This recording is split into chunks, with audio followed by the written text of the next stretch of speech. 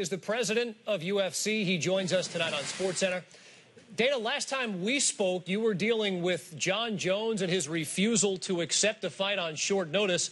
You said some very candid things about Jones then. How is your relationship with Jones now? It's gotten a lot better. It definitely couldn't get any worse.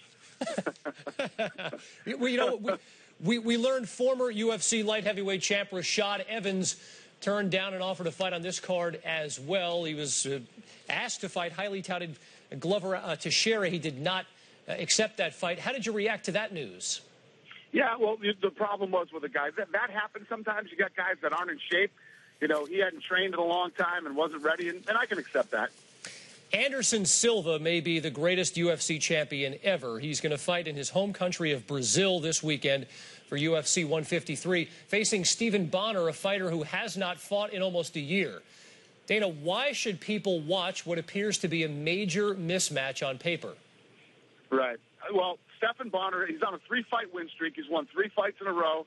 And anybody who knows Stephan BONNAR knows what kind of a fight this is going to be. The interesting thing about this is every time that Anderson Silva has moved up to 205 pounds, he's 2-0 at light heavyweight.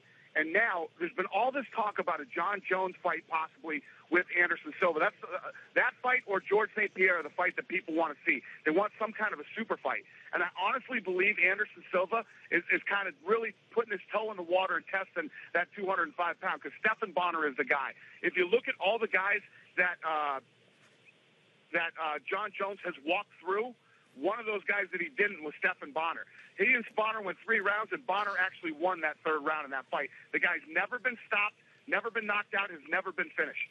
Wow. All right. So you're saying here now, if I'm not mistaken, I thought that the quotes from Silva were that he was not interested in moving up to 205 to take on Jon Jones. You're saying if, in fact, he does beat BONNAR this weekend, that you think that's a possibility?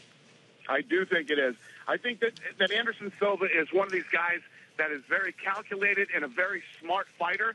And I think that he's going to want to test himself anyway against a guy like Jon Jones. You know, guys always say that they don't want to fight this guy.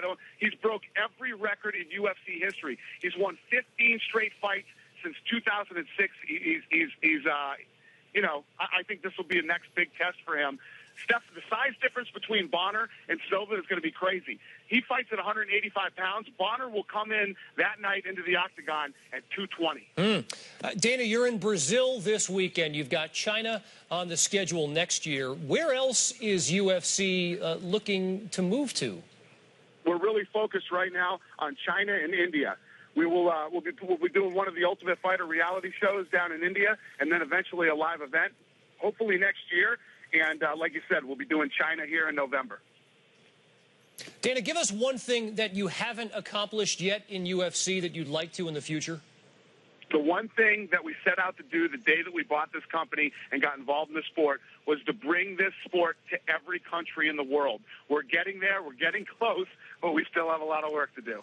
Well, you know, the big one is this weekend, Anderson Silva and Stephan BONNAR, UFC 153, Saturday live on pay-per-view. Always fun to chat with Dana White here on SportsCenter. Dana, thanks. Thank you, guys.